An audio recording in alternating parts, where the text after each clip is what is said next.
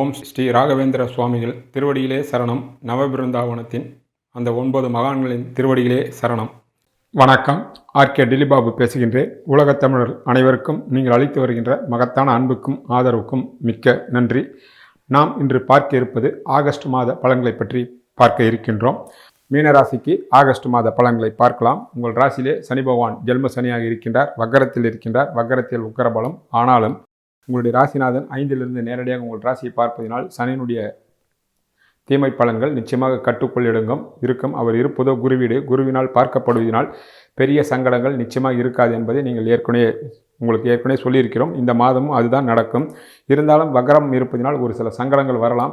இருந்தாலும் புதிய முயற்சிகளை நீங்கள் தவிர்ப்பது நல்லது. ஆனால் 1ஆம் வீட்டு பலன்களான உங்களுடைய ராசிநாதன் வலிமை பெற்றிருப்பதினால் மதிப்பு, மரியாதை, அந்தஸ்து, கௌரவம், பேர் புகழுக்கு எந்த விதமான பிரச்சனையும் இருக்காது. இருந்தாலும் புதிய முயற்சிகளை தவிர்ப்பதும் உடல் நலத்தில் சற்று கூடுதலான அக்கறை எடுத்துக்கொள்வதும் நன்மையை தரும். குருவுடன் புதன், சூரியன் சேர்ந்து பார்த்திருப்பது கூடுதலான நல்ல பலன்களை தரும் என்பதும் உண்மையாகும்.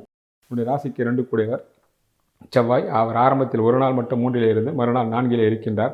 அவருடைய பார்வை 8ஆம் பார்வையாக 11ஆம் வீட்டை பார்க்கிறார். குருவும் சேர்ந்து பார்ப்பதால் 11ஆம் வீட்டுக்கு தர்ம கர்மாதி யோகம் ஏற்படுகிறது. 2ஆம் வீட்டினுடைய பலனாக 2ஆம் வீட்டின் மூலமாக ஒரு சில சுபவிரயங்கள் இந்த மாதம் உங்களுக்கு ஏற்படுவதற்கு வாய்ப்புகள் உள்ளது. ஆனாலும் தேவையான வருமானங்கள் கட்டாயம் வரும் என்பது தெளிவு. அவர் 4ல் இருந்தாலும் 10ஆம் வீட்டை பார்ப்பதினால் தொழில் 10ஆம் வீட்டையும் 11ஆம் வீட்டையும் பார்ப்பதினால் தொழில் முறையில்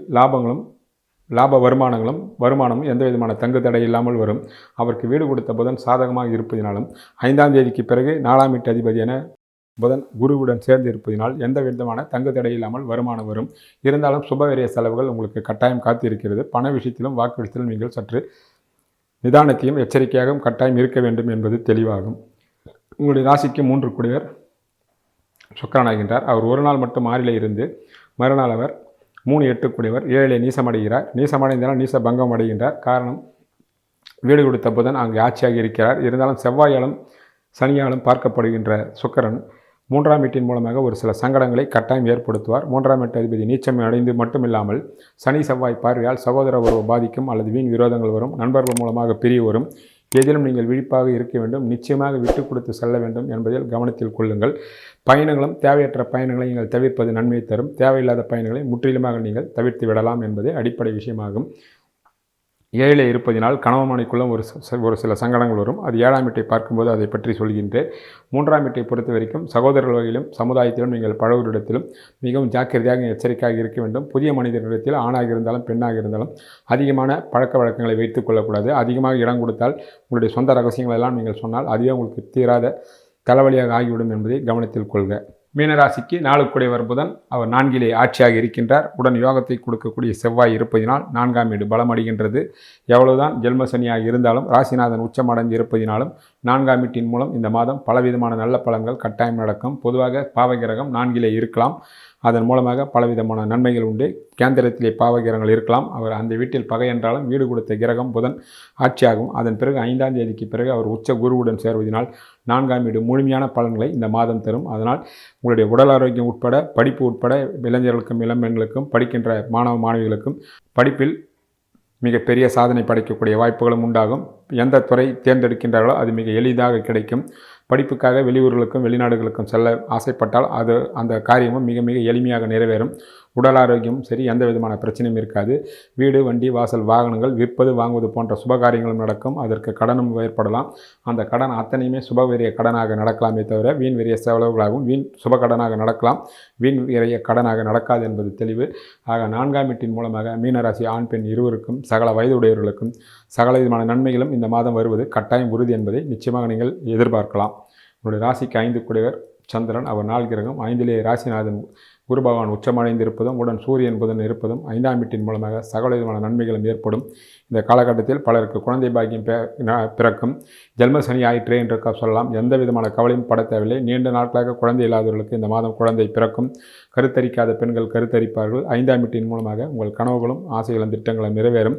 உங்கள் பிள்ளைகளுடைய வளர்ச்சி அற்புதமாக இருக்கும். அது அவருடைய வயதிற்கும் ஈடுபட்டிருக்கின்ற துறைக்கும் ஏற்றாற்போல் நடக்கும். அவர்கள் ஜாதகமும் சாதகமாக இருந்தால் இந்த கோச்சார பலன் என்னதான் ஜென்ம சனியாக இருந்தாலும் சுபகாரியங்கள் நடக்கும். விருந்து விசேஷங்கள் கலந்து கொள்வது, குழந்தை பாக்கியம், திருமணம் புதிய சொத்து சுகங்களை வாங்குவது, படிப்புக்காக வெளியூர்களுக்கோ வெளிநாடுகளுக்கோ செல்வது, தொழிலுக்காக செல்வது என்ற சகல விதமான நன்மையில் நடக்கக்கூடிய வாய்ப்பாக இந்த 5ஆம் வீட்டின் மூலமாக பலவிதமான நல்ல காரியங்கள் நடக்கும்.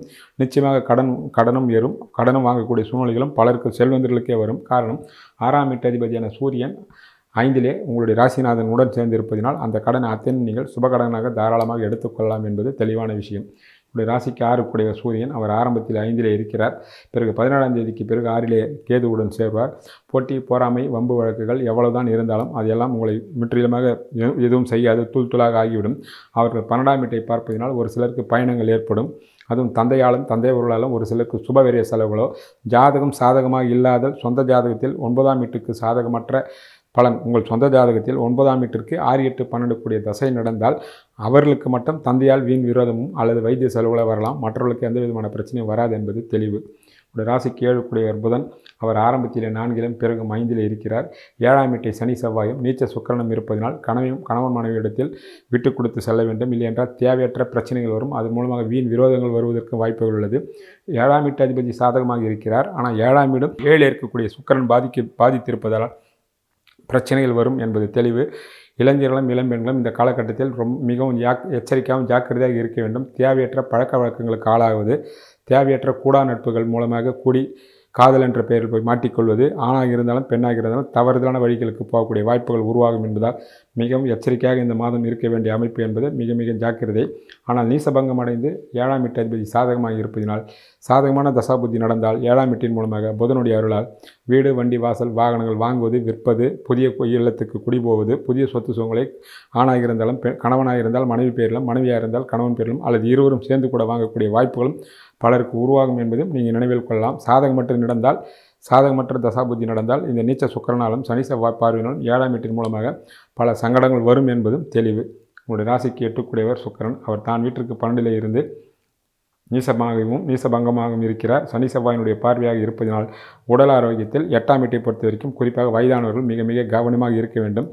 இரவு பயணங்களை தவிர்க்கவும், வண்டி வாகனம் செல்லும்போது மிக மிக எச்சரிக்கை தேவை. காரணம் 8ஆம் வீட்டு அதிபதி தனக்கு 12லே நீசமடைந்து சனி செவ்வாய் பார்வை பெற்றிருப்பது கவனத்தில் கொள்ள வேண்டிய விஷயங்களாக அமைகின்றது. உடைய ராசிக்கு 9 செவ்வாய் என்கிறார். ஆரம்பத்திலே ஒரு நாள் மட்டும் தான் வீட்டை பார்க்கிறார். மறுநாள் அவர் 4லே சென்று 10ஆம் வீட்டை பார்ப்பார். 9ஆம் வீட்டை 5லே உச்சமடைந்த குரு பகவான் பார்வை செய்வதால் தர்ம கர்மாதியோகம் பூரணமாக கிடைக்கிறது.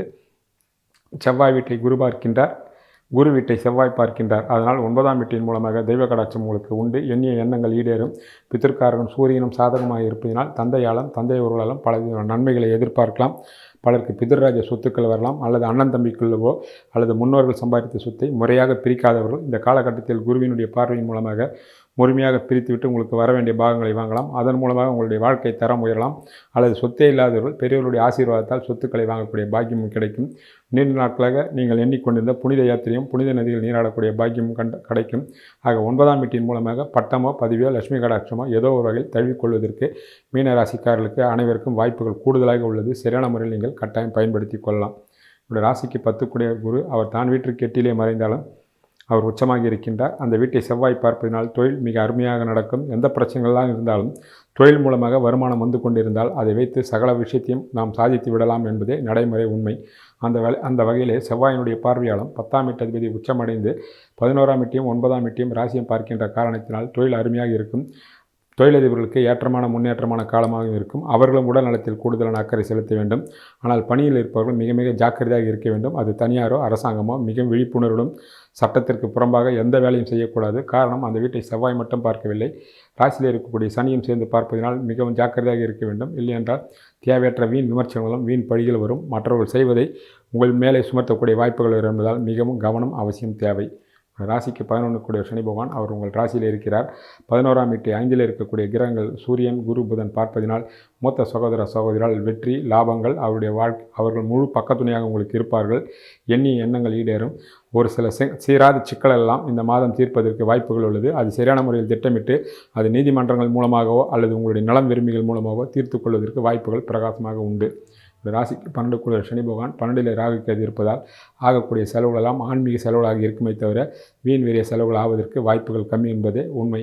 ஆக என்னதான் ஜென்ம சனி இருந்தாலும் குருவினுடைய சஞ்சாரத்தினாலும் மற்ற கிரகங்களுடைய சஞ்சாரத்தினாலும் நீங்கள் சமாளித்துக் கொள்ளலாம். ஜென்மராசியை உச்சம் பெற்ற குரு பார்ப்பது உங்களுக்கு தெய்வம் கடாட்சம் பூரணமாக உண்டு.